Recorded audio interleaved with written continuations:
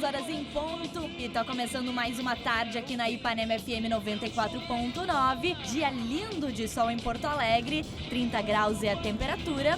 E a gente começa essa tarde com o Júlio Remy. São tantas ilusões a nos redimir, de tentar a mesma procura de novo. Sonhos são manequins e vitrines, obedecendo os nossos desejos. Não chores, Dora. O coração... Existe um plano de abertura do filme do Pretinho de 70, que é uma grande ideia que a gente teve, muito mal realizada, que é um traveling de ponta a ponta da Avenida Oswaldo Aranha, mostrando o que é o Bonfim. Então, o filme, na verdade, isso só existe por causa do Bonfim, porque as pessoas do filme se criavam e viviam em torno do Bonfim. E a gente tentou fazer um plano, eu estava com a câmera Super 8 na minha mão, tremendo dentro de um ônibus, passando Oswaldo de ponta a ponta, tentando enquadrar aquelas paredes históricas, onde tinha a fachada do Alasca, do Bar João, a fachada onde estava pichado do Pretinho de 70, a fachada do Cine Bristol, porque a gente sabia que tinha que apresentar, para não parecer que estão falando de alguma coisa que não existe. O que é isso, né? Esse é o Bonfim.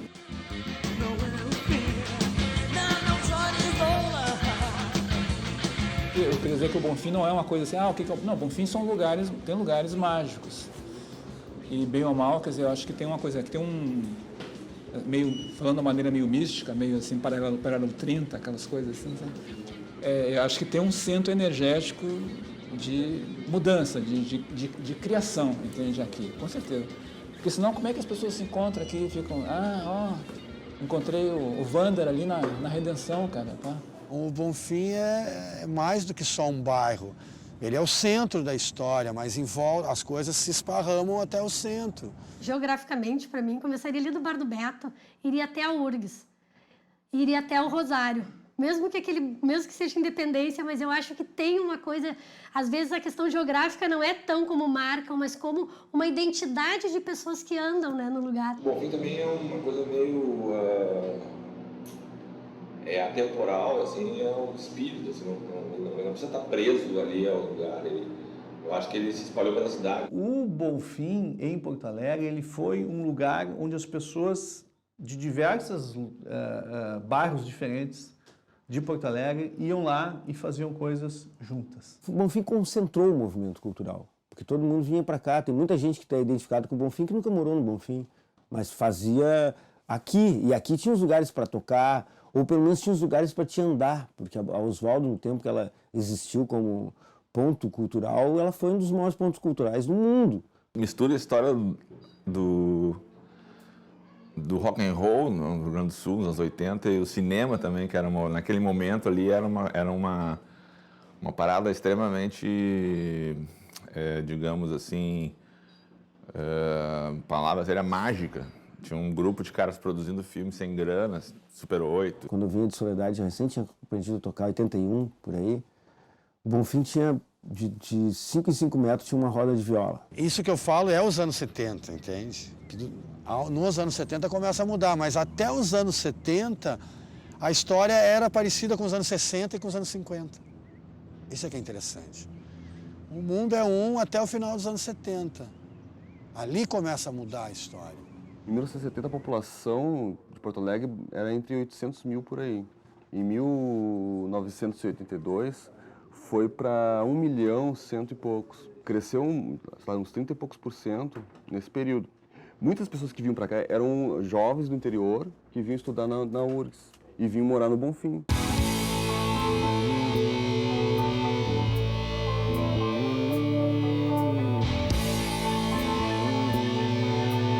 Está aqui na esquina maldita, que é na esquina da Sarmento Leite com Oswaldo Aranha.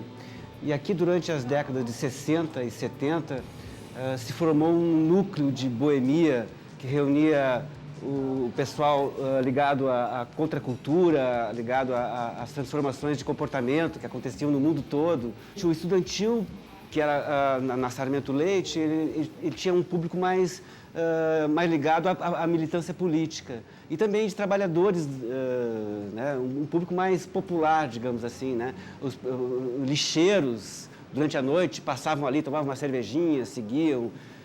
Já o Copa 70 e o Alasca era um público mais alternativo, né? Mais formado por artistas, jornalistas. E o Mários aqui era também um pouco de tudo, na verdade, né? Havia uma circulação, se misturava muito o público entre os bares. Pintores, artistas plásticos, atores, diretores de teatro, o pessoal do cinema começou lá, também o pessoal que fez política estudantil. Para isso contribuiu muito a proximidade do campus da URGS, que durante aquela época, anos 60 e 70, estavam ali os cursos das áreas humanas. Então, aquelas discussões que começavam no bar do Daiú sobre política, cultura, sociedade, acabavam indo na sequência para os bares do Bonfim. Eu comecei minha militância na estudantil, secundarista, 81, e imediatamente eu conheci a Esquina Maldita. Todos os militantes, de uma forma ou de outra, acabavam, né, da esquerda, acabavam na Esquina Maldita. Mas era uma época que até pensamento, tinha medo até de pensar, né? Porque os homens se enturmavam para pegar, para levar para o doicode, época da ditadura, e era uma barra lá nessa época. Para nós termos democracia, essa pequena democracia que nós temos hoje, muita gente apanhou, muitas mulheres sofreram violência, muitos homens foram torturados. Eu militava na Convergência Socialista, que era uma organização trotskista que hoje está configurado no PSTU, e promoveu-se, naquele momento, um deslocamento de lideranças sindicais, lideranças estudantis e lideranças populares para pulverizar a luta em diferentes estados brasileiros onde estava atrasado. Nesse contexto, eu vim para Porto Alegre. 2 semanas depois, fui preso. Foi uma coisa bem engraçada, né? Saber que amigos tinham sido presos, amigos tinham optado pela luta armada, que pessoas sumiam, que tu falava assim delas com baixinho, com respeito, onde é que tá, onde é que não tá. O que aconteceu? Falou com ela? Não tinha ninguém na casa, Rosângela. Puta merda. Será que prenderam ela? É bastante provável que a polícia tenha pegado ela. Talvez Porto Alegre fosse a cidade da capital brasileira que tinha a maior concentração feminina politizada do país. Aqui se discutia política. Qualquer reunião que você aparecia, tinha trotskistas, tinha comunistas, tinha possadistas. Eu fiz parte de um grupo, de um pessoal, que fez a política pelo comportamento, pelo enfrentar as restrições que haviam. Então, era uma época em que a gente queria chutar o balde, entrar em conflito, chocar as pessoas, enfrentar. Era uma época de enfrentamento. Era uma burguesia conservadora, tacanha, mesquinha, e que ficava muito chocada com tudo aquilo ali, achava, olha, os nossos jovens se perdendo e toda aquela coisa assim. Existe um abismo entre o comportamento daquela geração e da geração anterior. Então havia uma barra de repressão familiar muito grande. Além da repressão política, havia uma repressão de costumes, né? De repente não era mais lá o lugar para se ir. Você sabe bem isso, bar é um negócio assim meio enigmático. De repente todo mundo vai num lugar. Daqui a pouco não é mais aquele lugar, é outro. E aí todo mundo vai para o outro. Então aconteceu isso, de repente os bares não eram mais lá. Porque quando os cursos da área de humanas da URGS começam a se transferir lá para o campus do Vale, perto de Viamão, o público da esquina começa a se esvaziar.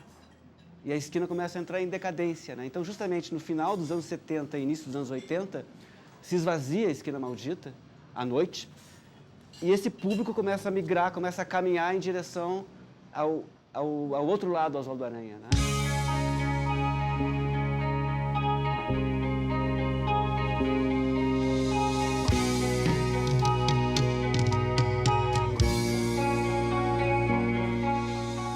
Todo personagens, né, que tu cria, no fim tem alguma coisa de autobiográfico, mas esses sempre tinham muitas referências autobiográficas, não é? Nenhum deles era nós, mas eram pessoas, né, eram pessoas que a gente criou a partir de coisas que a gente tinha vivido.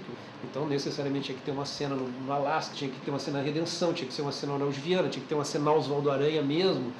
E aí, quando tu viu, a locação, todo o filme estava feito ali. Eu tive a ideia de fazer alguma coisa, quer dizer, depois descobri que o Giba tinha tido a mesmíssima ideia, e por isso um ficou sabendo que o outro tinha tido a mesma ideia, e fomos nos falar, vamos fazer um filme juntos, vamos. E eu vi uma pichação na cidade, né, que era Deu Pra Ti nos 70, que eu achei uma grande sacada, porque juntava uma gíria da época, Deu Pra Ti, no sentido de acabou, cai fora, tchau. Com o final da década, né, isso era 1979. Foi uma frase pichada nos muros, a princípio, né, que era para criar uma expectativa nas pessoas, uma incógnita do que é isso e tal.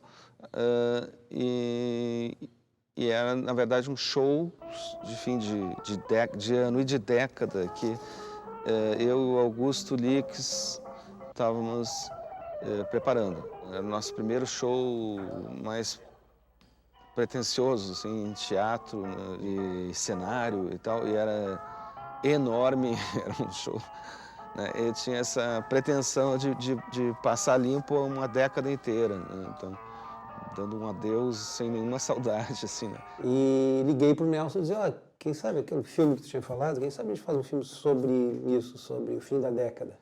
A gente tinha entrado na década de 70 pré-adolescente, né, e terminado a década de 70 como, enfim, jovens adultos e tal. E a gente estava encarando aquilo como, enfim, um período de formação. Pegar carona, ir pra praia, tomar chá de cogumelo, beber, fumar maconha, pega a chave da imobiliária e transa com a namorada para ter um lugar para transar, questionamento de movimento estudantil, participação em passeatas. Ele tinha essa coisa, parecia um documentário, né? Um frescor que ainda hoje se mantém, assim. E num universo que, por exemplo, para mim, que estava chegando em Porto Alegre, conhecendo a cidade, também era muito legal já ver a cidade no cinema, ser retratada daquele jeito super inventivo, né? E aqueles ambientes que o filme mostra, a própria universidade, tem cenas no próprio Alasca, né?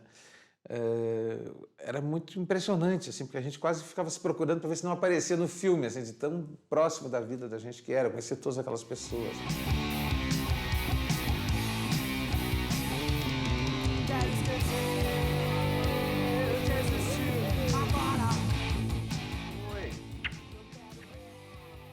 Oi, sério, tu não para de ajudar nem nas férias? Como assim? Ah, esses dias lá no Daiu, tava tu e um monte de gente. Esse núcleo que começou ali na DOT Gervásio e Giba foi realmente o núcleo que começou o cinema em Porto Alegre, essa nova onda de cinema, porque o Deu Pra Ti é o primeiro grande filme dessa que estourou a história do cinema alternativo em Porto Alegre. O Inverno veio logo depois. E vocês vão fazer alguma coisa? Não, nada planejado. A gente podia fazer o seguinte, se encontrar aqui em casa, depois sair, tomar um vinho. Acho legal. E aí foi que eu encontrei e propus pro Nelson escrever para ele o roteiro do próximo filme. Ele topou, disse, me mostra a ideia e tal. E era uma ideia baseada nas minhas experiências de apartamentos grupais, assim, eu não vou chamar de república, mas era mais ou menos isso. A gente juntava um grupo de pessoas que não necessariamente se conheciam. Eu gostava de fazer experiências dessas, só morar com gente em que ninguém se conhecia. E eu escrevi uma história sobre isso. E o Nelson chegou a filmar uma semana e resolveu ir embora para o Rio. Aí eu e o Giba nos olhamos e dissemos, o que ele vai fazer? O Giba disse, eu faço a câmera. Eu disse, tá bom, então eu dirijo. Bah, manteiga mole.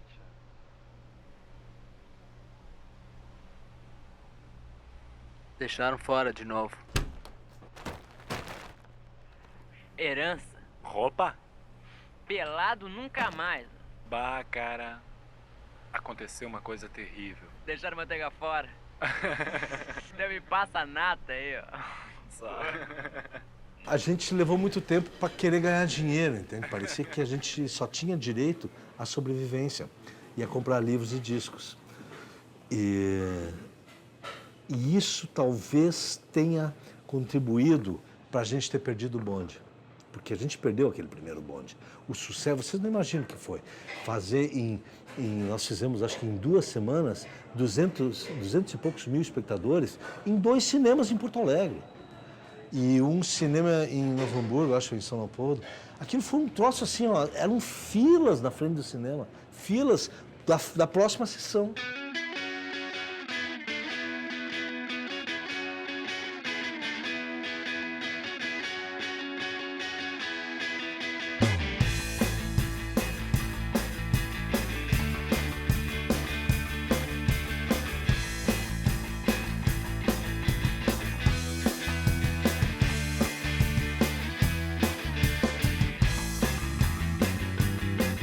A minha geração toda, ela aprendeu fazendo e eventualmente lendo, mas não era muito livro de cinema que tinha aqui não, e comprar livro importado não era tão fácil de encontrar assim, né?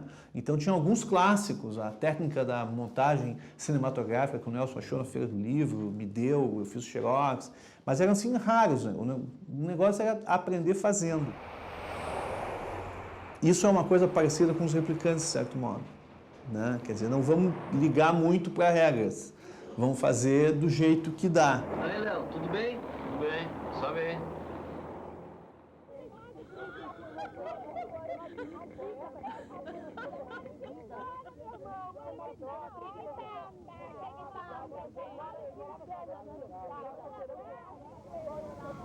E aí, tava indo ali no Bristol. Lembra quando a gente matava as aulas de editoração para ver os filmes velhos? É, a revisão crítica. O cinema Bristol, que era um centro do Bonfim ali, que era programado pelo Romeu Grimaldi, um grande sujeito, era programador do Bristol e também do Vogue. Ele fazia ciclos de cinema, que era assim, cada dia um filme diferente do mesmo tema ou diretor.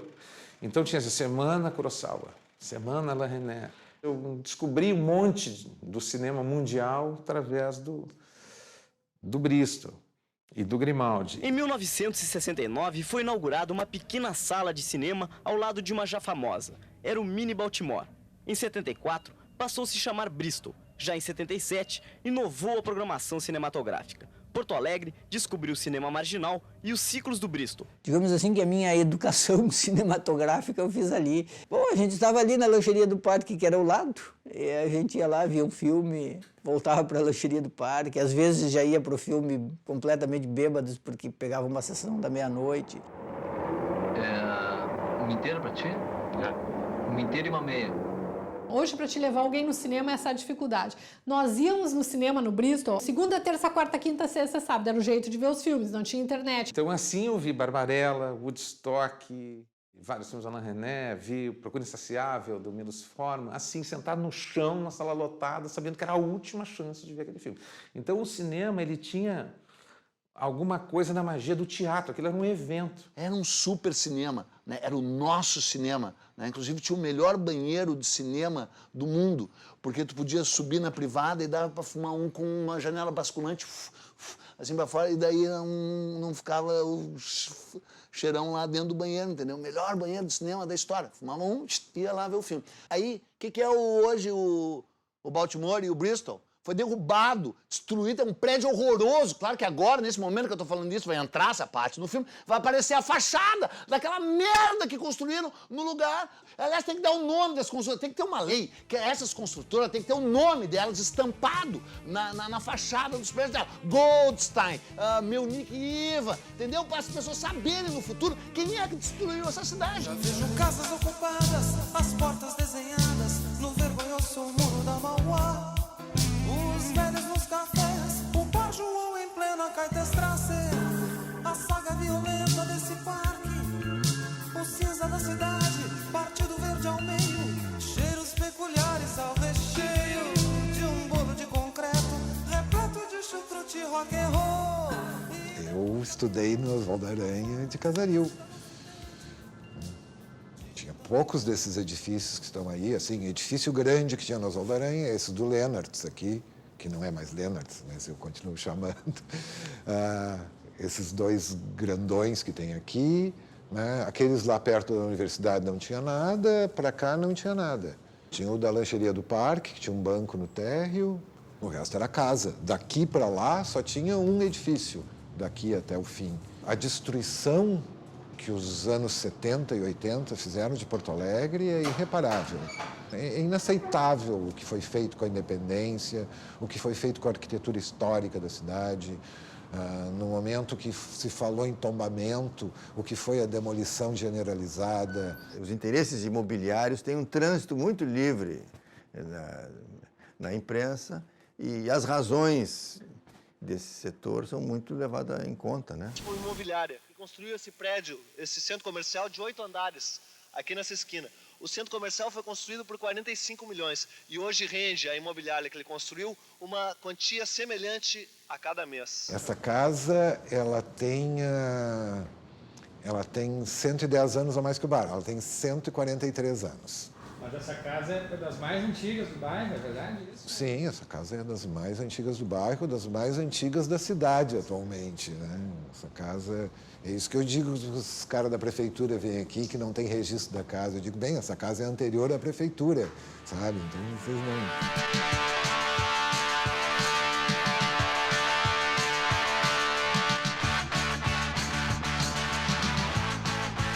não... No Ocidente tinha teatreiro, tinha viado, tinha artista, tinha músico, roqueiro, era todo mundo misturado.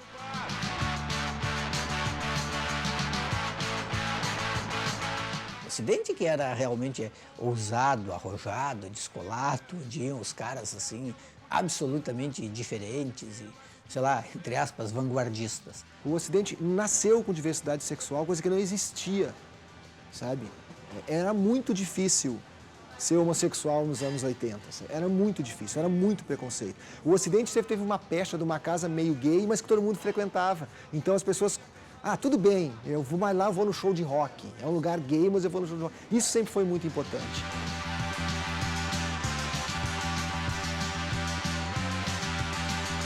Não aguento mais estudar, quero ser um rockstar. O Ocidente era realmente um espaço que tinha essa possibilidade de circulação de bandas novas.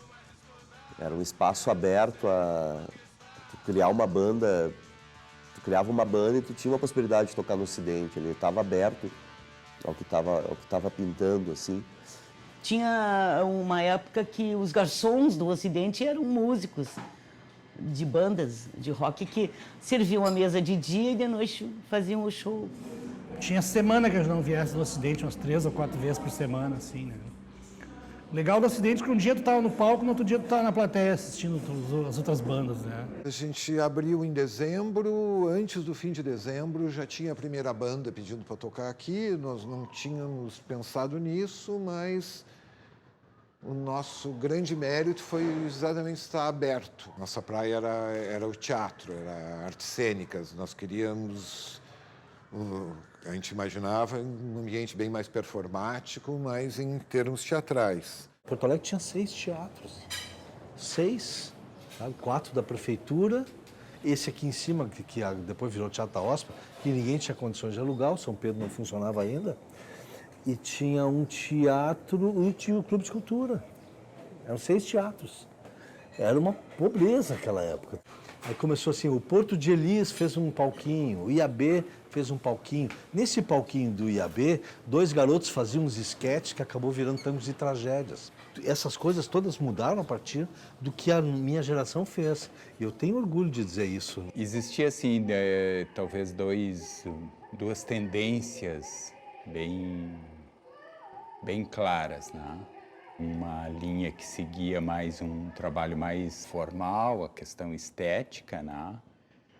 E outro que seria o Teatro de Arena de Porto Alegre, com essa preocupação social.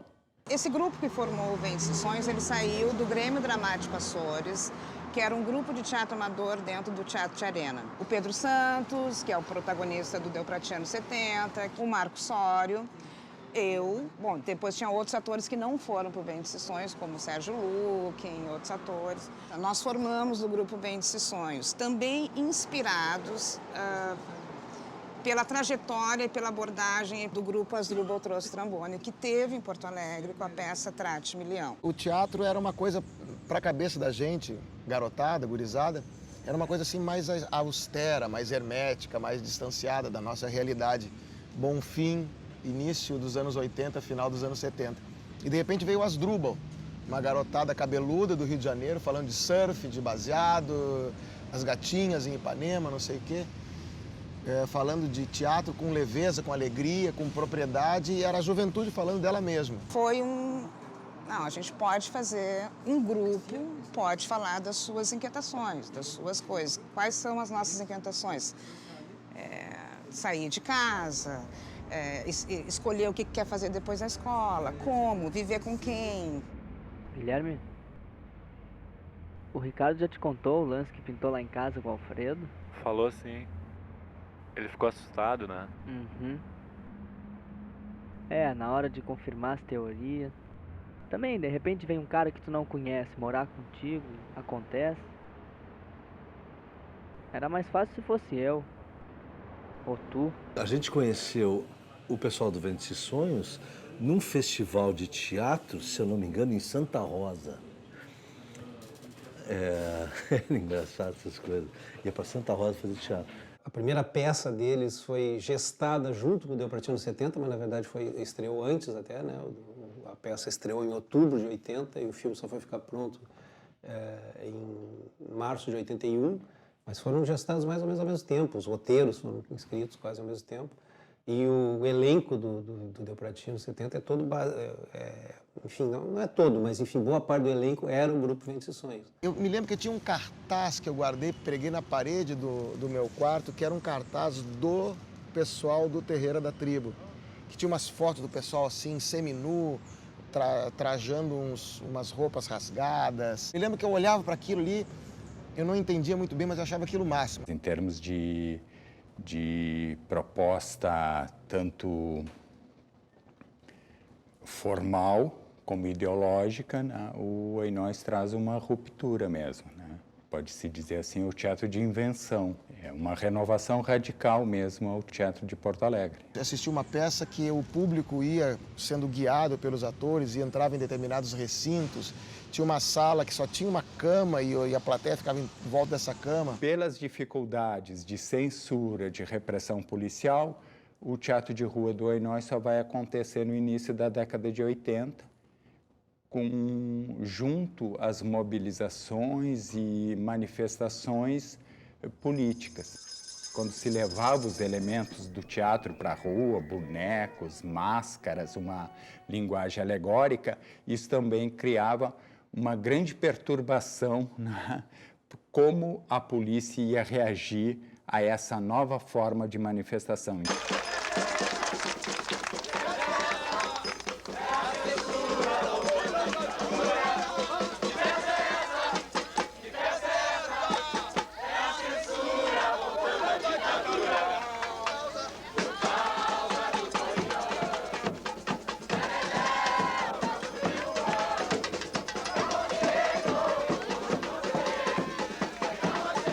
Sequestraram o teatro. Ele foi visto nas imediações do Morro Santa Teresa, na companhia do grupo Ventos e Sonhos, por volta das 13 horas do sábado.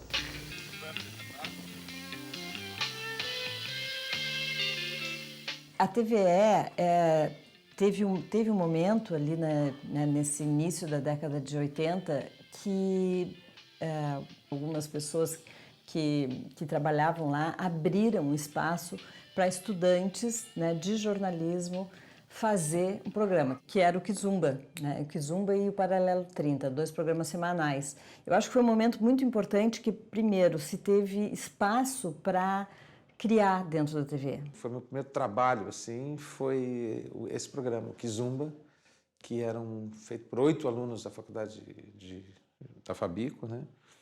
E durou 2 anos. O Kizumba era o seguinte, ele era uma mistura de jornalismo e dramaturgia. A gente escolhia um tema, tipo maio de 68, êxodo rural, movimento hippie, escolhi uma coisa, um tema assim, e sobre esse tema a gente tratava esse tema de todas as maneiras possíveis, assim, com entrevistas, com reportagens, com uma parte de documentário, música, clipe sobre o assunto e várias coisas sobre o assunto, e além disso uma pequena ficção. Eram episódios escritos pelo Giba e interpretados pelo Vem de Sessões. Nós produzimos depois a segunda peça do Vende-se Sonhos. Então tinha uma troca muito grande, assim, né? Do pessoal que vinha fazendo música também, Ney, Nelson, na época, que estava... Tudo que sempre a gente precisava, né, dentro da TV era o espaço para isso, assim, né? Espaço para quem estivesse produzindo teatro, música, cinema, estava dentro da TV. Mais ou menos parecido com o que a Ipanema fez e que o Ocidente fez também, de dar espaço para a cultura local. Aqui onde a gente está agora, a gente está a poucos metros da casa onde era a Bandeirantes FM, né, que foi a rádio que deu origem à Ipanema. Eu namorava com a Biba, que depois virou baterista do Urubu Rei também. Ela morava aqui na Santana, quase no parque aqui.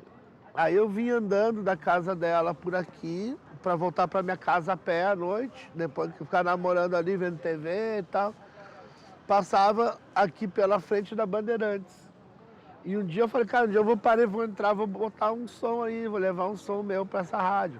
Foi assim que o Taranatinas entrou na rádio, o Reverber próprio, que era aquela música que acabou virando música do programa Para Começo de Conversa, que também foi outro sustentáculo da cena, que é um programa que teve o Peninha Bueno, teve o Cunha Júnior.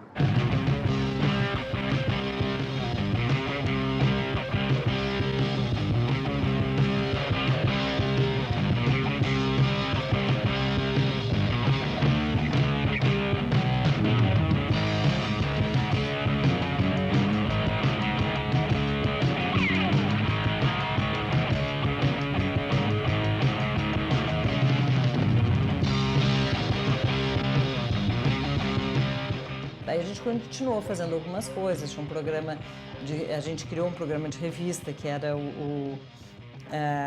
Linha Geral, que era um programa de vários quadros, onde a gente tinha alguns quadros experimentais de experimentação de linguagem, a gente falava sobre poesia, tinha um quadro que eu gostava muito, que era os Sons da Cidade, que a gente ia buscar, cada um era sobre um som da cidade, desde o som dos quartéis, sons da Rua da Praia. Som de cachorro.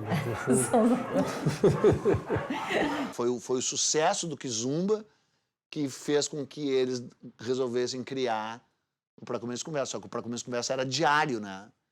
Era diário, era todos os dias das 7 às 7h30 e depois, como eu falava, o triplo do Cunha Júnior passou a ser das 7 às 8, cara. Formada por terrenos alagadiços e de pouco valor, a maioria dos quais pertencentes à Santa Casa Municipal, a área que hoje constitui o Bonfim sempre foi habitada pelas minorias raciais, pelos desvalidos e pelos marginais. Em 1867 surgiu essa igreja aqui, a Capela do Bonfim, que acabou dando nome ao bairro. Mas uma telespectadora ligou e disse assim, véia, né? Véia, é uma maravilha, véia, porque ela tinha 45 anos. Bah, a gente achou assim, como é que um idoso vê essa merda desse programa, né, cara? 45. Aí ela ligou e disse assim, por que o apresentador está sempre com os olhos vermelhos? E aí me passaram a pergunta, no ar, o programa era ao vivo. Eu digo, a dona Yolanda aqui, tô inventando, a dona Adelaide aqui, de 45 anos, ligou para perguntar por que o apresentador está sempre com os olhos vermelhos. Fecha aqui, fecha aqui. Eu disse pro câmera, né? Fecha aqui, né? Aí ele disse, tá vermelho, não tá vermelho? Pois eu vou lhe responder, dona Yolanda. Sabe por que tá vermelho? Porque eu sou jornalista, dona Yolanda. E sou casado, dona Yolanda. E o jornalista, para sustentar a sua família, tem que trabalhar 20 horas por dia. Então eu tenho um emprego de manhã, um emprego de tarde e outro emprego de noite, dona Yolanda. Eu mal durmo, por isso estou assim, ó, com os olhos vermelhos. Era meio que a gente não queria, vou dar um exemplo, assim, daquela coisa do jornalismo, por exemplo, que a TV, ela tinha de tapar a montagem, né? Das pessoas não perceberem, então tinha sempre assim um insert, uma coisa que era... Eu vou falar sobre sexo. Mas o lance é o seguinte, eu vou demonstrar uns exercícios para vocês. Então, ao editar uma entrevista, tu está escolhendo trechos da entrevista e o espectador tem que perceber que tu escolhesse aqueles trechos da entrevista. Isso acabava definindo uma certa estética também, né? Então, porque a gente usava o corte seco na entrevista sem problema nenhum. Digamos que era um manifesto contra a manipulação audiovisual, assim, né? Contra que o espectador, quando fosse assistir, ele percebesse o corte, ele percebesse a edição. Grandes aves pretas da família dos cracídeos, os jacus viviam em bandos tão grandes à beira desse rio que acabaram dando seu nome a ele. Grandes aves pretas da família dos cracídeos, os jacus viviam em bandos tão grandes à beira desse rio que acabaram dando seu nome a ele. Hein? Hein? Que conhecimento, hein, cara? Família dos cracídeos, cara. Mas vamos voltar a falar do Bonfim. Toda a vida noturna do Bonfim começou exatamente aqui nessa esquina, da Felipe Camarão com Oswaldo Aranha. É que exatamente ali ficava o Bar Serafim, mais conhecido como Fedor. Nos anos 60, quando terminava uma sessão do Cinema Baltimore, eu sempre dava uma passadinha no Fedor, o Bar do Serafim. O apelido surgiu por causa dos mictórios colocados perto das mesas de sinuca. Mas o Bonfim era cheio de bares, assim, tinha ali, João, Redenção, a própria lancheria que tem até hoje. Aqui na esquina da Bento Figueiredo ali tinha o Café Bonfim, fora do outro lado da rua ali o Escaler, Luar. Então, cara, era muita coisa. E essa ruazinha tu entrava, tinha vários botecos menores. Há 25 anos atrás, se fosse isso aqui, se a gente tivesse num domingo aqui, isso aqui ia estar uma loucura, né, meu? Ia estar uma fumaceira do cacete, né?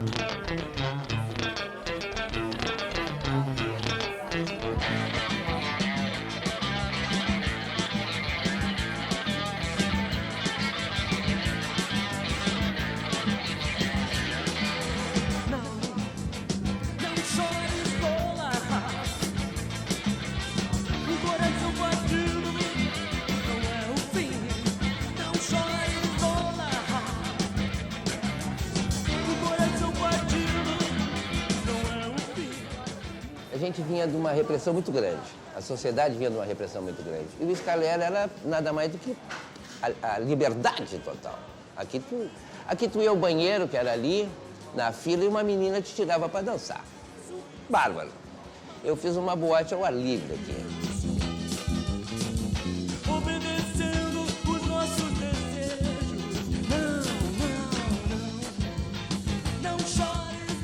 Mas nessa época, cara, o afudeira era isso, porque não existia SMIC, não existia porra nenhuma. O cidadão simplesmente alugava uma casa por aqui, botava a serva para vender e não tinha autorização, não tinha nada. Aí a gente tinha os bares das esquinas. Teve o bar do Léo, que foi na Vasco com a João Teles também, que era um outro ponto. Depois assim, Pedrini, bar do Beto. Tinha um outro bar também que era muito engraçado, que era... Subiu uma escadinha, assim, ali agora é uma locadora. Como é que era o nome? Só tinha uma escadinha, assim, tu subia, e quando tu entrava no tal do bar, eu fui umas 2 vezes, tinha uma Janis Joplin, assim, eu digo, não, isso é muito bicho grilo. Teve um bar ali fantástico, que era o Edgar Allan Poe. Então, do lado eram os punk, do outro lado eram os góticos, new wave, o heavy metal. O corredor de ônibus não funcionava, todo mundo ali andando de skate, queimando beck, e briga, daqui a pouco vinha a polícia. Embaixo da minha casa era um dos bares um boteco só, assim, chamado Beira-Mar. Mas um dos bares que fez parte desse todo, assim, desse Bonfim, que se tornou, lá pelas tantas, uma multidão que fechava a avenida, né?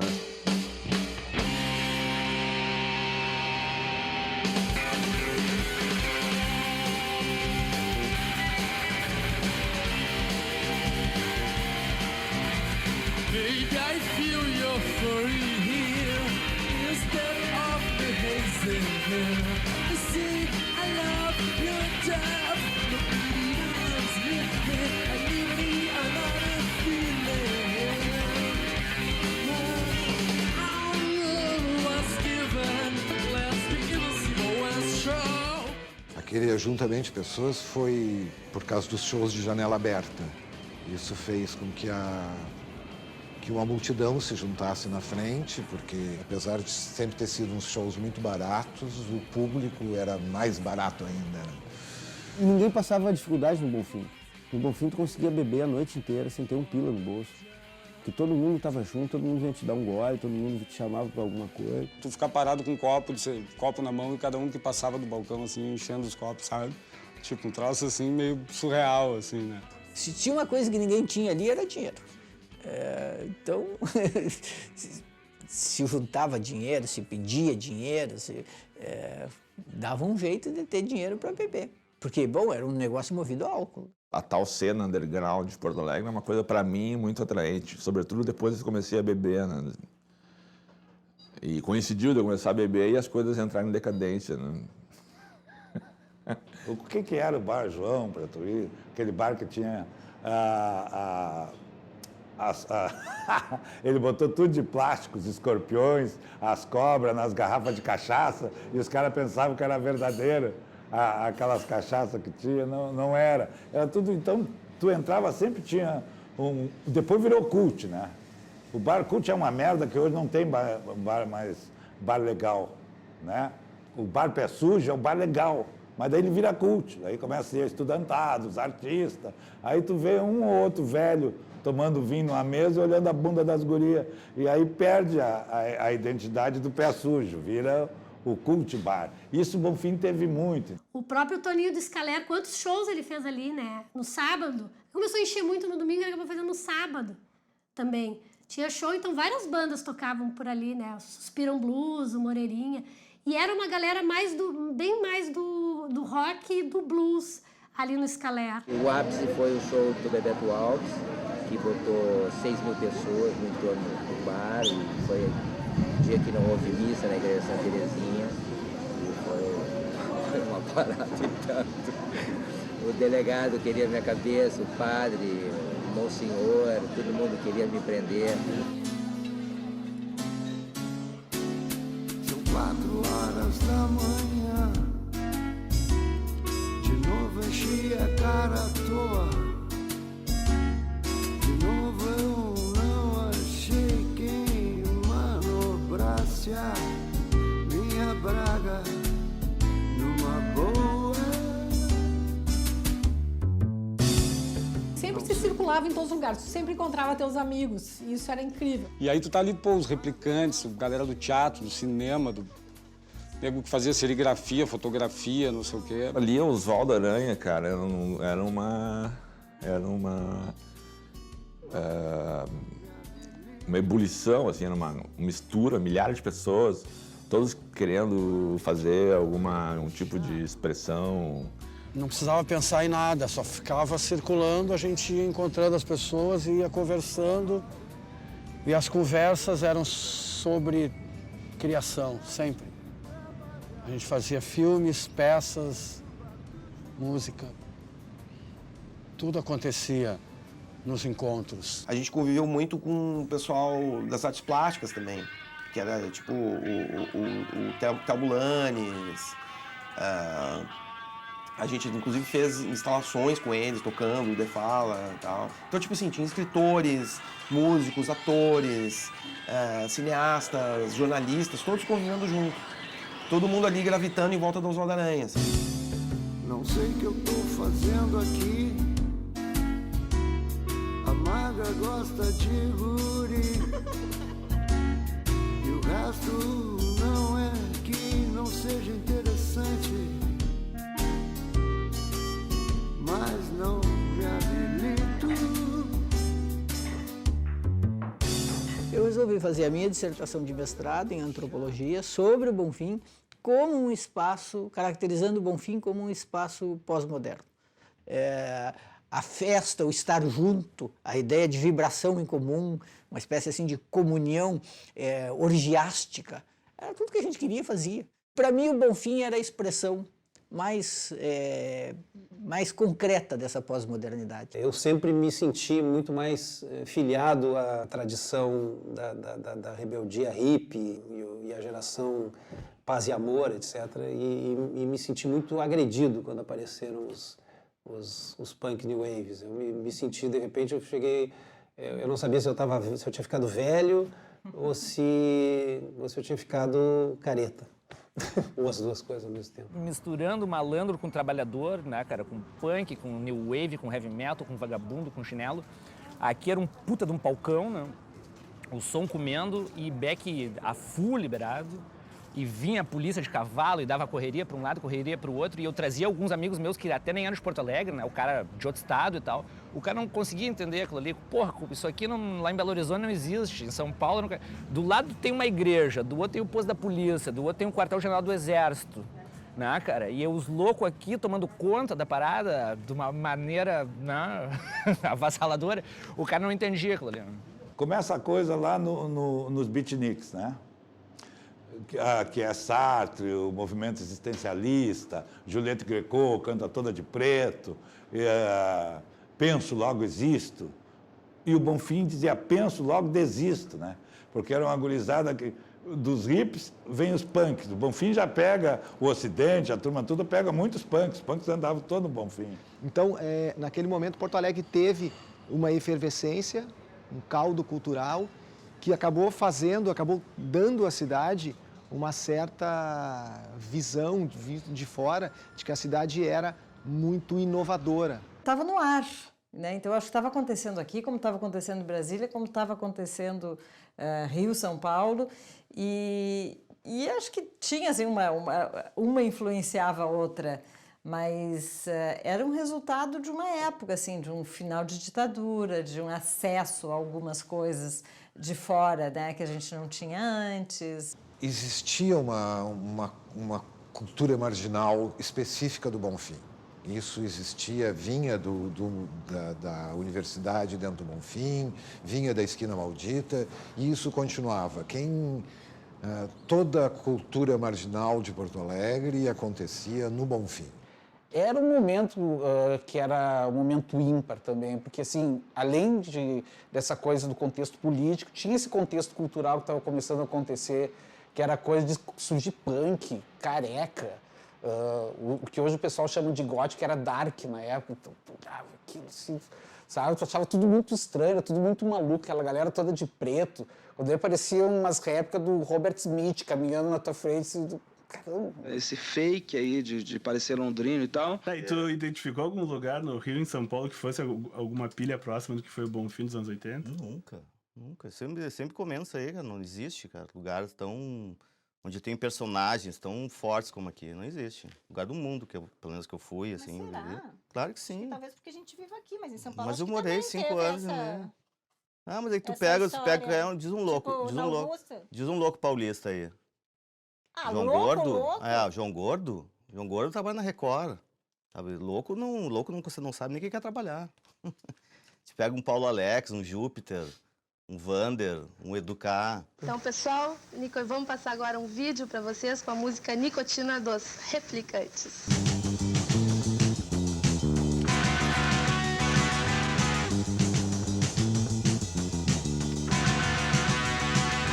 Nicotina, nicotina, tá no meu pulmão. Corre nas minhas veias, mata meu coração.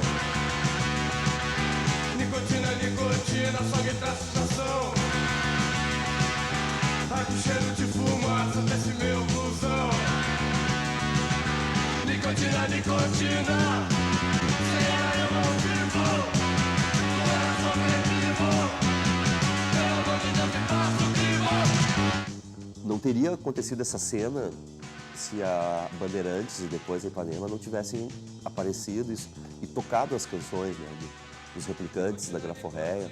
Eles antes tocaram, obviamente, tocaram e não deixaram de tocar, né? Em Lisboa, Nelson Pedro de Castro, Bebeto Alves, Saracura, Almôndegas. A Ipanema era na JB, aqui na Zé Bonifácio. A Ipanema era um casarão, onde é uma sorveteria hoje, eu acho. E a gente chegava na janela da Rádio Ipanema e alcançava as fitas cassete para os caras tocarem. Qual é a rádio no mundo que faz isso?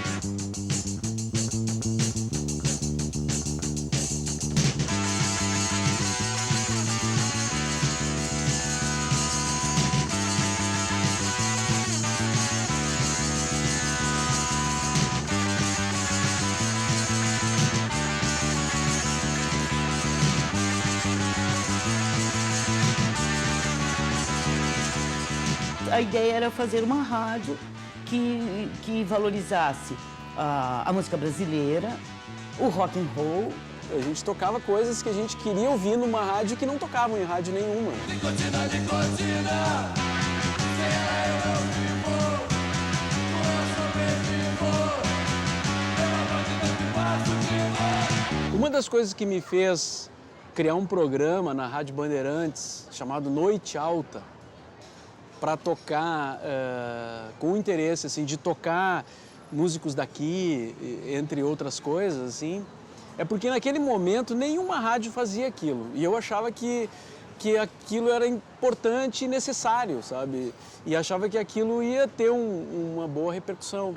E um dos primeiros, assim, que chegou para mim numa fita de rolo, BASF, que hoje é peça de museu, foi o Ney Lisboa.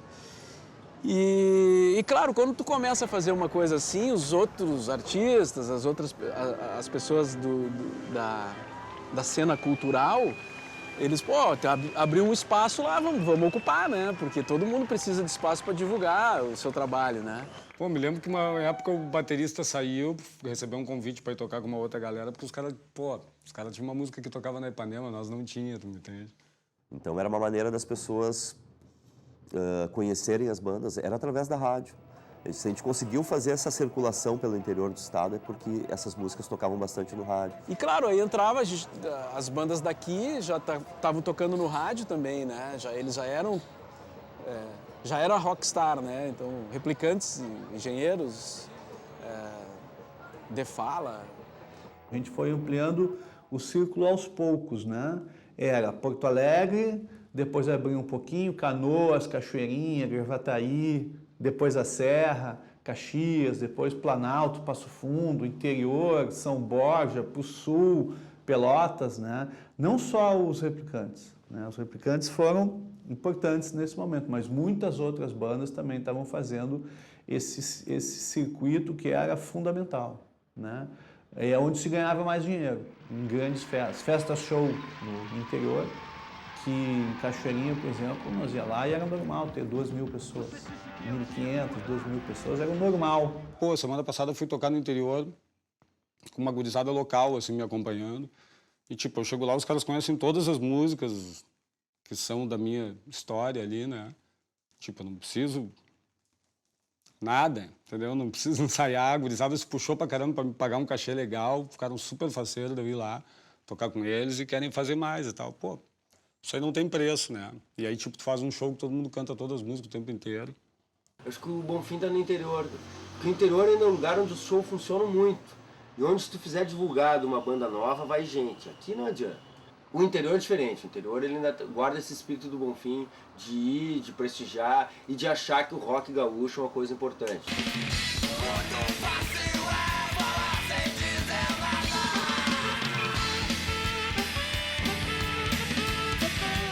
Tinha um lance muito engraçado, cara, que a gente recebia muita correspondência na época, carta, né?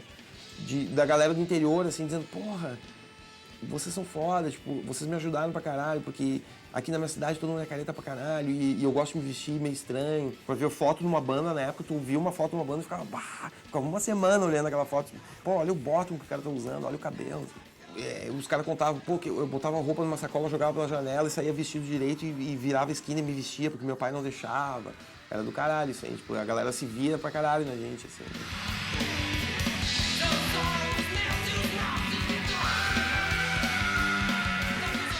Com o passar do tempo, eu acho que rolou um outro lado curioso da moeda, que é esse rock gaúcho dos anos 80 ser influência para bandas de outros estados.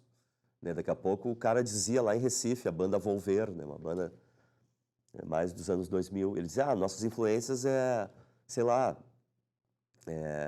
Beatles, Stones e rock gaúcho. Não tem como negar. Ali a gente fez, entendeu, um movimento de exportação do Rio Grande do Sul, né? Do rock do Rio Grande do Sul, que passou a ser importante para uma série de outras pessoas em outros estados do Brasil, o que nunca tinha acontecido, né? Porque mesmo assim, o Bicho da Seda tinha tido um sucesso bastante grande, mas num período de tempo muito curto, né? E com poucos shows, né?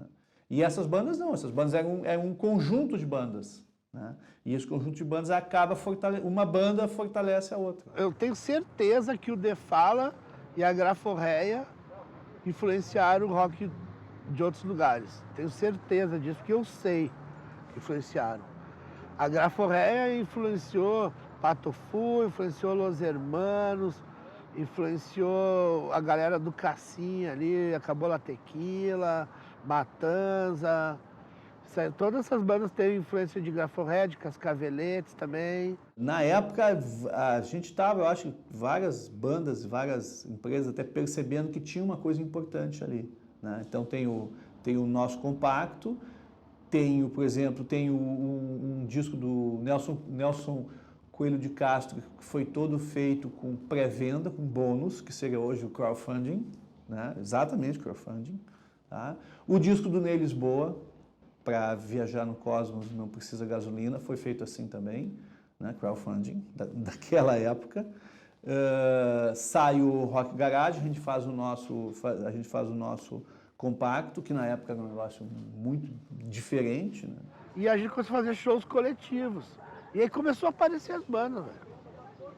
Começou a aparecer banda. Vocês tinham noção que era um movimento que estava se formando? Não era noção, a gente forjou o movimento. A gente criou um falso movimento. A gente dourava a pílula. Cada um tinha mais de uma banda e a gente fingia que eram vários mesmo. Eram mais ou menos os mesmos. Mas a gente tentava aparecer o máximo de gente possível. E todo mundo gravou, e quase todos tocaram na rádio. Ninguém de sã consciência levaria fé nos Replicantes naquela época, né? 1, 2, 3, 4, 5 mil cansaram de contar os buracos do ML. Os Replicantes eram amados e odiados, né? Porque eles não sabiam tocar, era punk, né? Era punk, então tinham amigos nossos, deles inclusive, que diziam pra mim assim, né? Como é que tu toca aquela porcaria no ar, na rádio? E eu dizia, mas tá fazendo, pior é que tá fazendo sucesso, né, cara? E fazia sucesso mesmo, né? Do ponto de vista musical, eles eram chinelo velho, eles não tinham porra nenhuma, sabe? Juntaram tudo ali, eu acompanhei isso. Como nós três não aguentava mais ouvir música murrinha, né? Nós resolvemos fazer. O que tu achou dos Replicantes, Goli? A primeira vez que tu viu eles aqui na garagem tocando? Não pode falar palavrão, né? Não pode. Achei tri-bom. Tri-bom. Sentei aqui no verão, calor, assim, 40 graus na cidade, a garagem apertadinha, os quatro não sabiam tocar nem afinar o instrumento, descia o pau todo, barulho, saí daqui, a melhor banda da cidade.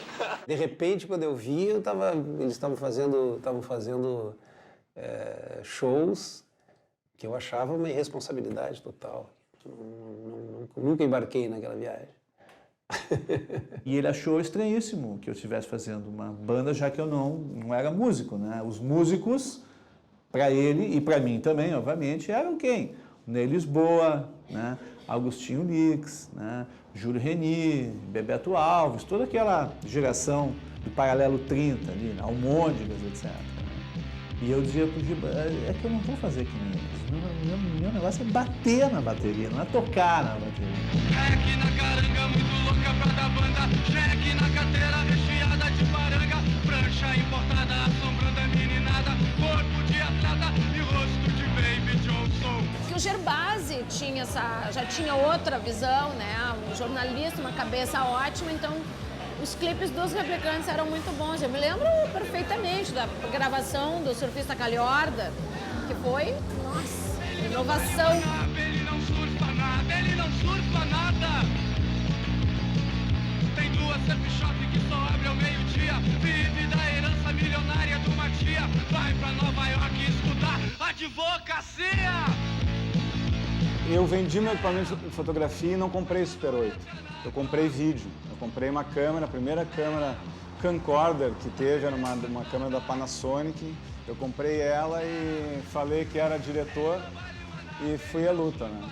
E eu decidi comprar esse equipamento e vender o meu de fotografia depois que eu vi um clipe dos Replicantes chamado Surfista Calhorda, que é um clipe, assim, eu acho um clássico, assim. Pô, e na época eu, porra, mas isso aí eu também faço, cara. Eu vi o clipe, me apaixonei, assim, eu posso fazer isso aí. Na época foi importante também, porque exatamente aí eu estava pensando em ganhar algum dinheiro fazendo audiovisual. Então, naquele momento, a gente começou a fazer VHS.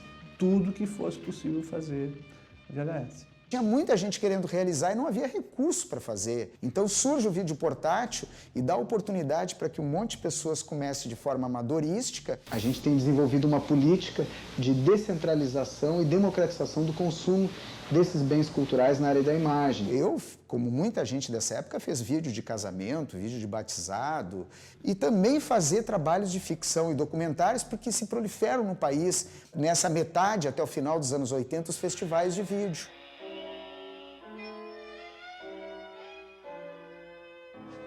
Portanto, o vídeo portátil ele fez uma primeira revolução que eu equiparo à revolução que o cinema digital está fazendo de 4, 5 anos para cá. Tinha duas coisas que nos levaram assim, a fazer. Uma tecnológica, que é a possibilidade de gravar, né, vídeo. Né? Que o cinema, a gente tinha que ser muito mais econômico quando vai filmar, porque tu está apertando aquele botão, tu está gastando. Né? E o vídeo tu podia gravar. A facilidade de edição, né, da edição eletrônica, né, era bem mais simples do que montar as coisas na moviola, né, mais barato. Mas ainda havia uma certa ansiedade de quem fazia vídeo e televisão na época, que é pensar que tu faz um enorme trabalho, um enorme esforço, e aquilo ia ser visto e não ia nunca mais ser visto. Isso talvez tenha nos levado, vamos fazer cinema. O telencéfalo altamente desenvolvido, combinado com a capacidade de fazer o movimento de pinça com os dedos, deu ao ser humano a possibilidade de realizar um sem número de melhoramentos em seu planeta, entre eles, cultivar tomates. Ah, isso é linguagem de vídeo, se dizia. E isso é linguagem de filme. E qual era a diferença básica? Se dizia que a linguagem de filme tinha uma narrativa e a linguagem de vídeo era descontínua. Agora, aproveita disso tudo, tá? Eu já entrei nessa história e optei e fui para a imagem eletrônica, mas sempre achando que era que era igual. A linguagem audiovisual é a linguagem audiovisual.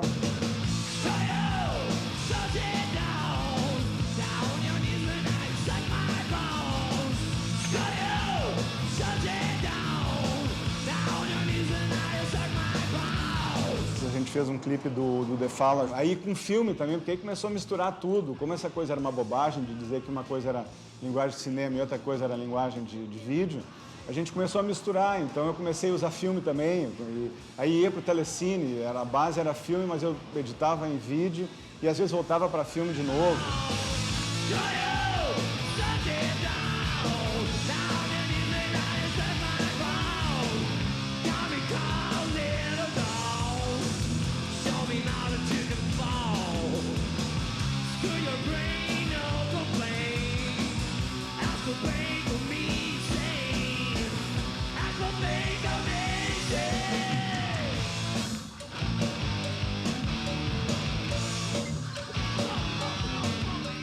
Se a gente quer fazer um documentário sobre os anos 40, 50, 30, tem muito filme. Os anos 80 começou o vídeo. E esses vídeos, apesar de ter uma explosão de registros, eles ficaram um pouco guardados, né? Não tem muita coisa guardada. Assim, eu mesmo tenho pouca coisa disso. Né?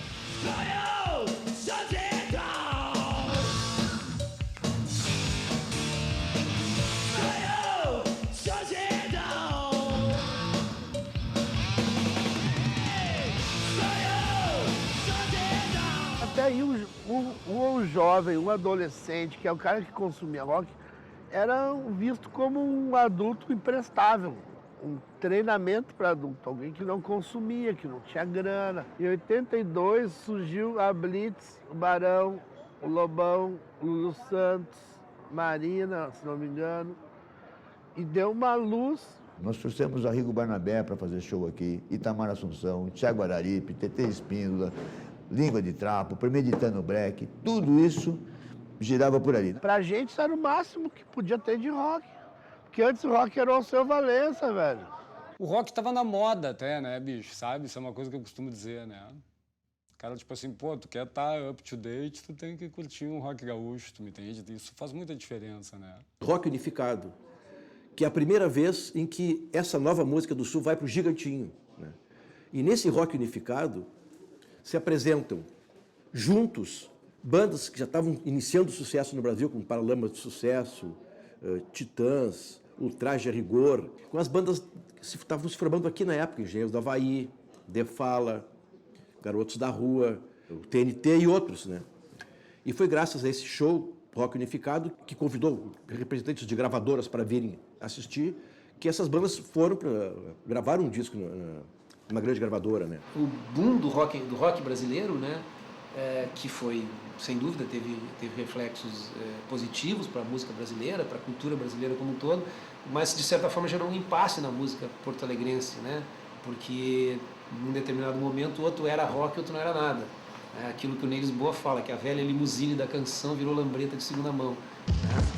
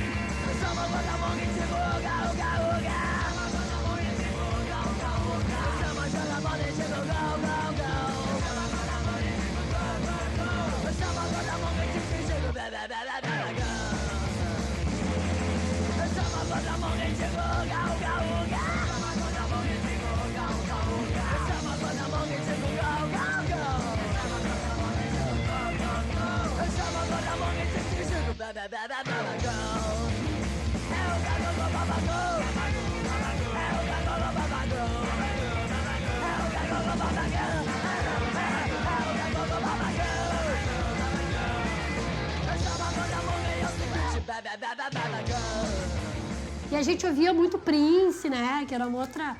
Queria mostrar acho que é legal mostrar as referências, tirar o plástico. Né? Naquele momento, assim, né? Camisa de Vênus, né? Eu acho que o Camisa, ele é um... Fez show, né? Camisa de Vênus faz show, né? No Araújo Viana. Quando a gente foi buscar o Camisa de Vênus no Hotel Embaixador, no centro de Porto Alegre, a gente tinha que passar aqui pelo Oswaldo Aranha e entrava pela José Bonifácio. Quando a gente passou na frente do Araújo Viana, o baixista perguntou: ué, vocês não abriram os portões? Só não abrimos como fechamos. Essas são as pessoas que não vão ver o show. Esse show aqui foi o primeiro grande show deles, onde eles começaram a se dar conta que realmente tinha mudado a vida deles.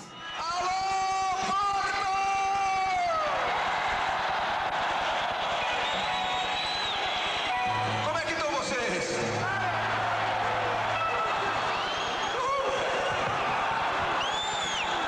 Olha, é o seguinte, com essa casa do jeito que tá, uma puta vaia pro rock de bermuda, meu irmão! Então tinha um público, eu acho que o público foi uma época de efervescência muito grande e das pessoas dessa mesma geração se sentirem muito fazendo parte de uma mesma geração. E dentro disso, talvez a banda mais influente do Rio Grande do Sul dos anos 80, talvez não, certamente o De Fala, né? Que se beneficiava muito do fato da informação chegar muito depois. Então o Edu era um cara que sempre esteve muito sintonizado com o que de mais moderno acontecia. Então não é que ele antecipasse a próxima onda, ele ficava sabendo antes dos outros do que era a próxima onda. E aí o De Fala estava sempre mudando, né? Junto com uma personalidade autodestrutiva, assim, de não, nós não podemos fazer sucesso. Agora que as pessoas vão... O show de lançamento do disco já é o repertório completamente diferente do disco novo e tal. O Educar era louco. O Educar era um fenômeno porque ele era ao mesmo tempo louco de pedra, mas ele era de um carisma. Eu me lembro de ver o Edu na Venâncio Aires, 14h, de maiô, coturno e uma tábua de patente como colar. Na vida, assim. Caminhando, tranquilo. Mas eu sempre tive essa coisa desde pequeno, assim, eu gostava de basicamente me fantasiar, assim, por exemplo, entendeu? Inclusive com fantasias de verdade, assim, tipo, sempre pirei nesse lance. E aí tem muita coisa assim de Bowie. No início era de Prince, eu gostava bastante. Eu fui ver Purple Rain 8 vezes aqui no cinema e vestido que nem o Prince e tal, mas favela, né? Assim, então acabava virando uma coisa diferente. Depois também Sig Sputnik. Eu sempre gostei desse lance de visual, o visual passar alguma coisa também, falar alguma coisa também com o corpo, com o cabelo, com as roupas e tal.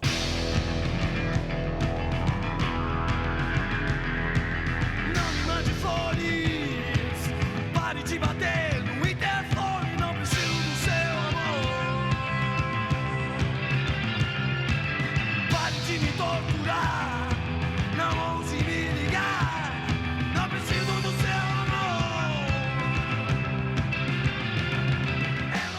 Aqui no Oswaldo Aranha, tu não andaria 15 metros sem alguém te oferecer alguma substância ilícita, né? Desculpa dizer, mas aqui no Oswaldo Aranha, ponto de tráfico sempre foi, né?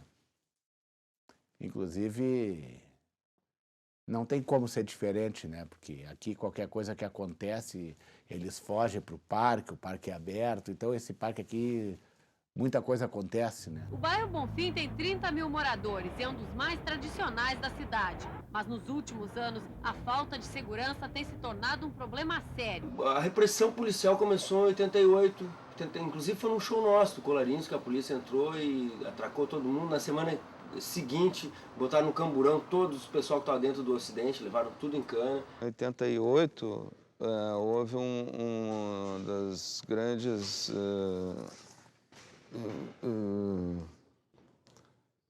ações policiais aqui, que foi a invasão do Ocidente, né, e que gerou um protesto, enfim, mobilizou todo mundo num movimento, num show na Araújuiana, né? Foi na mesma época do massacre da Praça da Paz Celestial, em Pequim. Então, eles me pediram e prontamente aceitei que se usasse esse mote, se desse nome ao movimento de Bonfim Pequim, ao invés de Berlim Bonfim.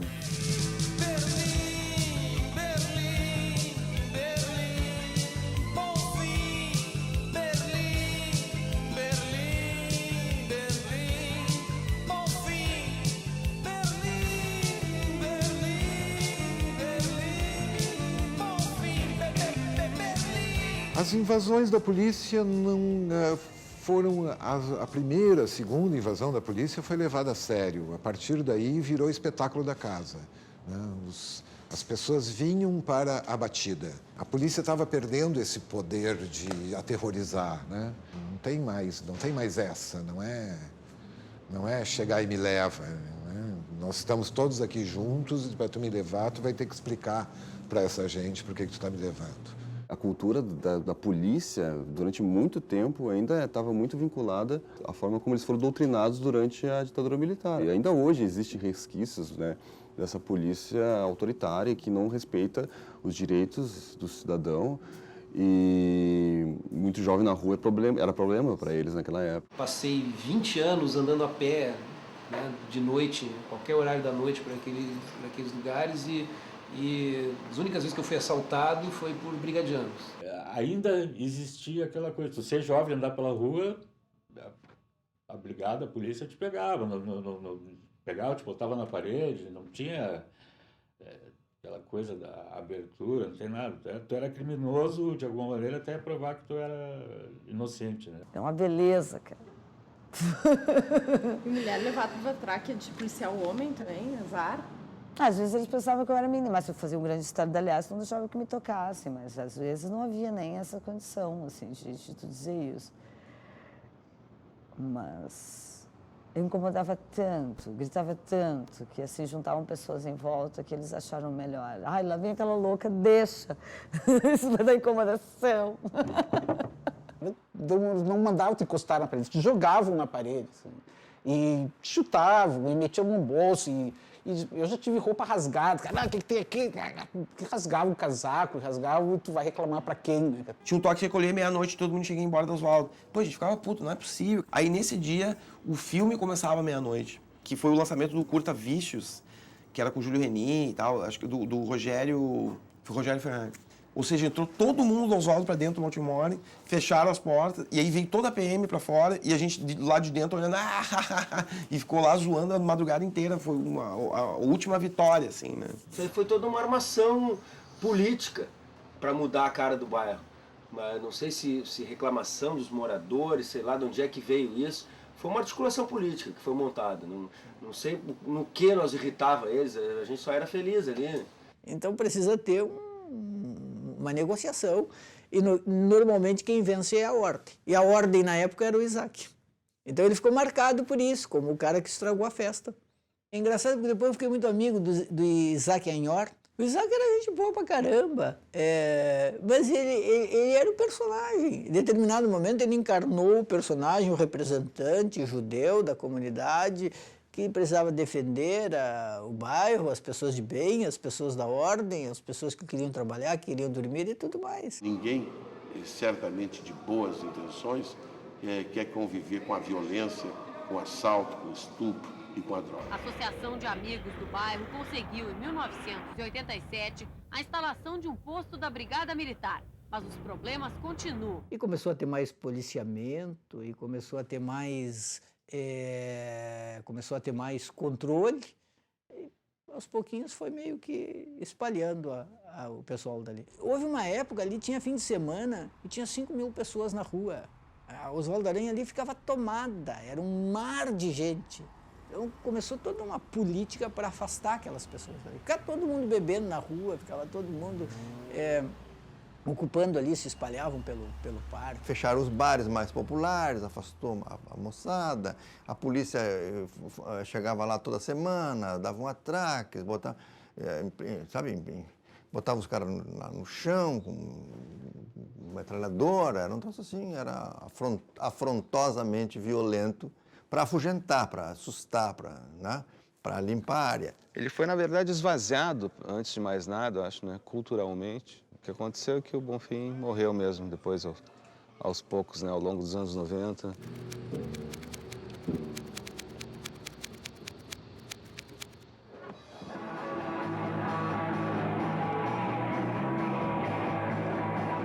Agora é eu puro, é o que eu sou, tipo assim, depois disso só pode ser eu mesmo de novo. Howard Phillips Lovecraft. Do caralho.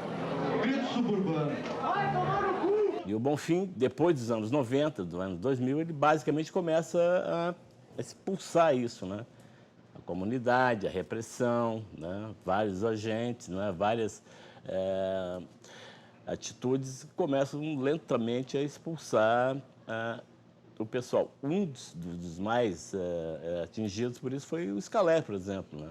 Limpar a área para valorizar os espaços dos imóveis, porque a classe média que vai comprar um imóvel ali de 400 mil, 500 mil, como hoje são os Bonfim, não quer descer na rua, então é uma bagunça, sabe? Bagunça, e problema de segurança, né? Essa classe média assustada e tal, né? Então desvaloriza muito, tem que limpar essa área, tirar, e aí aquela gurizada, os cabeludos. Ele é hoje uma coisa, só uma referência mesmo que foi, né? Hoje a gente não tem mais muito, né? Fora os lugares muito pontuais, assim, onde se vai ainda, né? Hoje ele está muito mais tranquilo, né? Os cafés, as lancherias, as confeitarias, livrarias. No bar do João, no bar do João, às vezes eu me sinto em New York, Calcutá, Paris, Rolante, no bar do João, no bar do João. Eu penso que acabou, não foi bastante.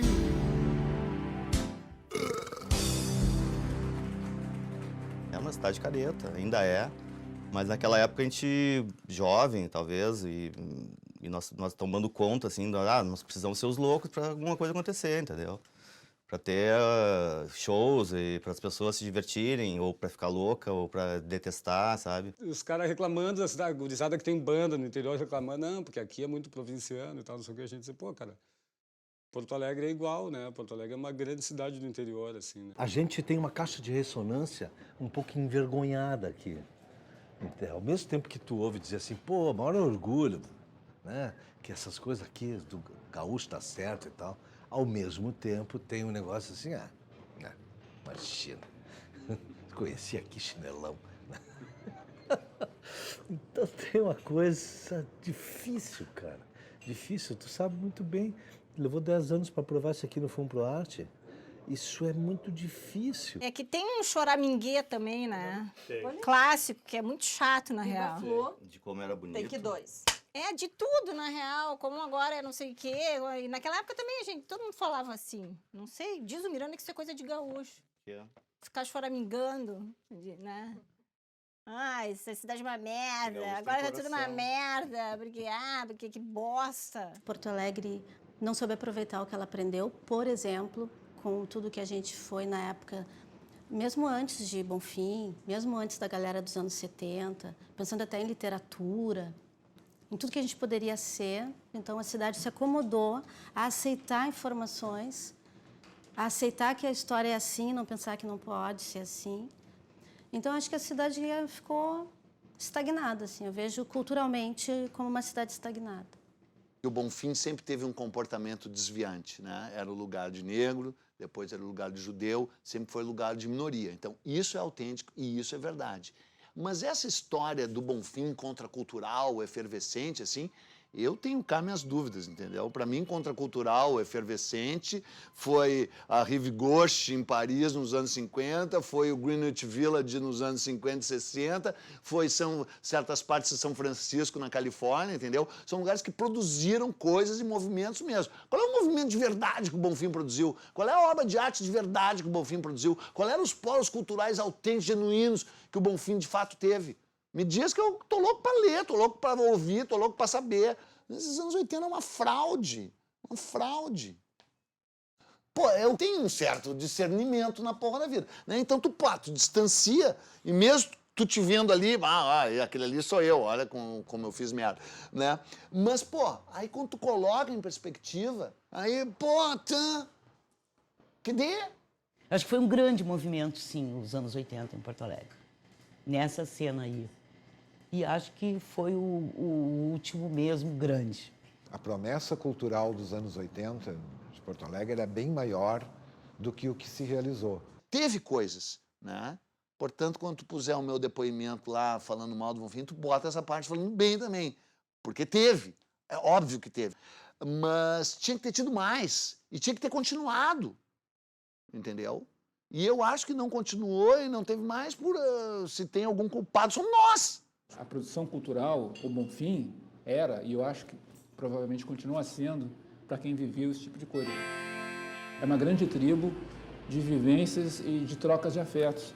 Então, tu não precisa ter o CD onde o Ney gravou aquela música e esse CD não precisa tocar na rádio do Rio ou de São Paulo.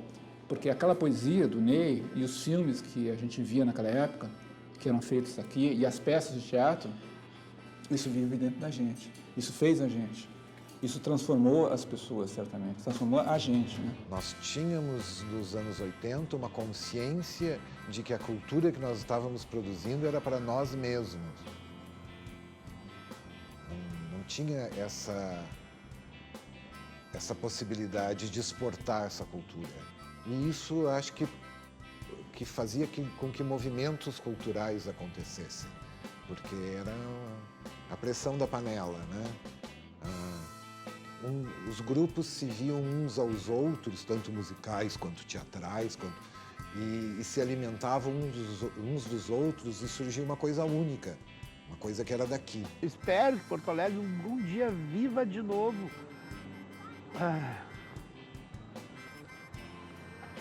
A esperança que a gente viveu. Aquele momento de efusivo, aquele momento especial, único, que foi o Bonfim em 84, 85. E o quanto que a gente acreditava que a gente podia ser alguém. E quanto que a gente se divertiu.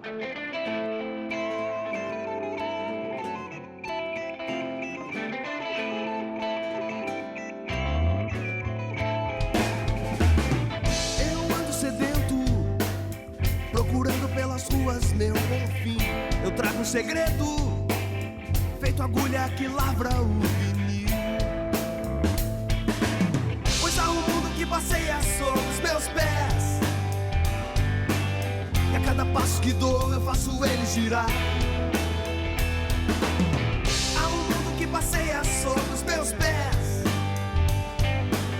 e a cada passo que dou eu faço ele girar. Quero mais é andar, quero um gole de coisa qualquer que me faça não querer andar pra trás e um cigarro do bom. Não, eu não tô falando de dinheiro, não. Eu quero um gole de coisa qualquer que me faça não querer andar pra trás e um cigarro do bom. Não, eu não tô falando de dinheiro, não, pois o que tem valor, na verdade é o que não tem preço.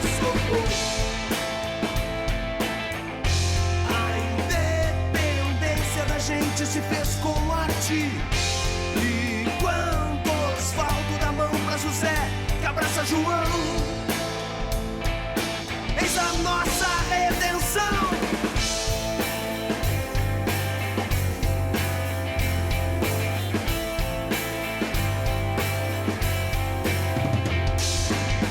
Dizem que Tarantino tomou trago na baiuca e viu o rolo. Quando o cara mandou a ditadura tomar, bem no meio do curso, o outro caminho. As belas tetas da sereia soviética inspiraram a macheza do pato da botica. As belas tetas da sereia soviética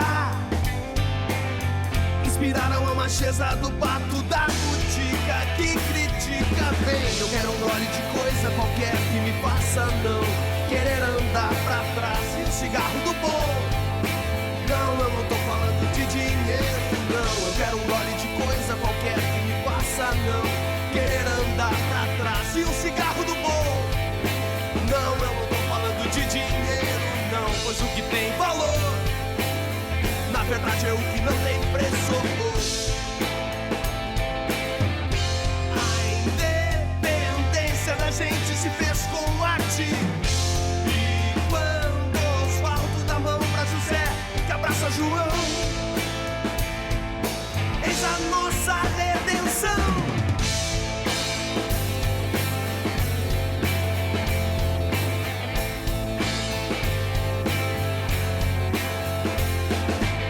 Eu quero um gole de coisa qualquer que me faça não querer andar pra trás e um cigarro do bom. Não, eu não tô falando de dinheiro, não. Eu quero um gole de coisa qualquer que me faça não querer andar pra trás e um cigarro do bom. Não, eu não tô falando de dinheiro, não, pois o que tem valor, na verdade é o que não tem preço. Beleza. Então vamos levantar pra mostrar a calça, né? Olha aqui. Eu roubei a cadeira dela. Bichinho.